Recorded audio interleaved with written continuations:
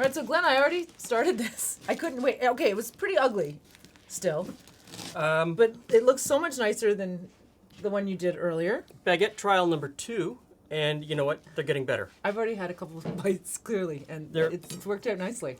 So there's, can you hear it?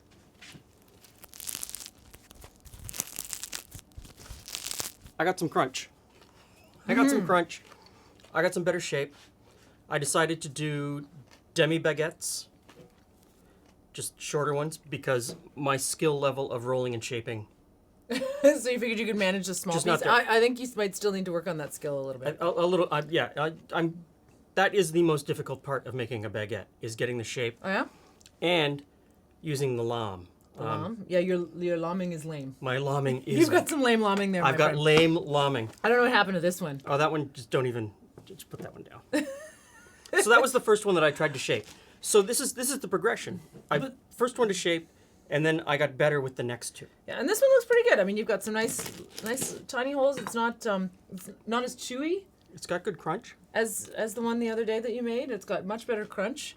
I see you're still working on some of the temperature. And the little bits here are a little bit hot. This might have been a little hot on one side because it's kind of what? Very technical Excuse term me. there. What?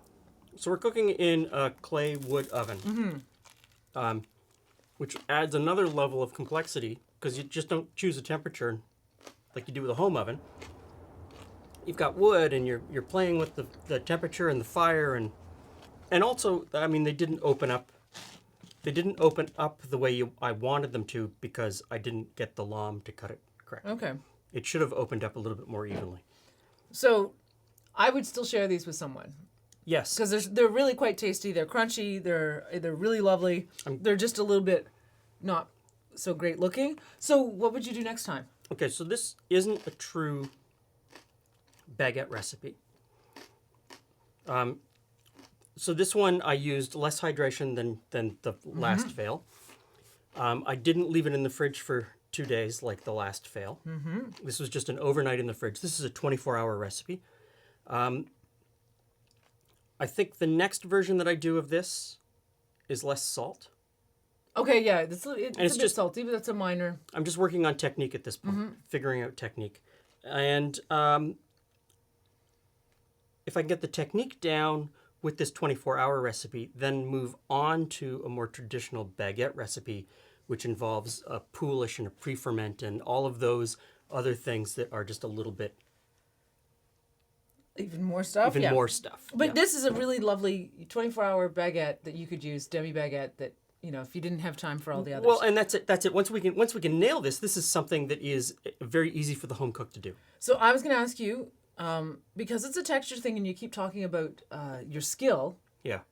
are you are you doing this all by hand? What are you doing? So I made this completely by hand. I didn't use the stand mixer because so much of baking bread is knowing texture and feel and sight.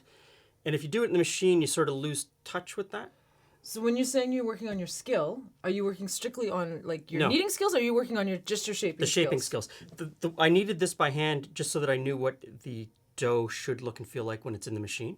Okay, that makes sense. So that's just Yeah. that part. This skill of rolling and shaping is the whole thing to making baguettes. So this is attempt number 2, much better than attempt number 1. Come back for attempt number 3, and I think we should have You'll have nailed it? I think we've nailed it. Well, let's see. I know I've said that before, but That's okay. I'm sure it'll taste great. yeah. So So I'm in. come on back. I'm gonna slice them into pieces.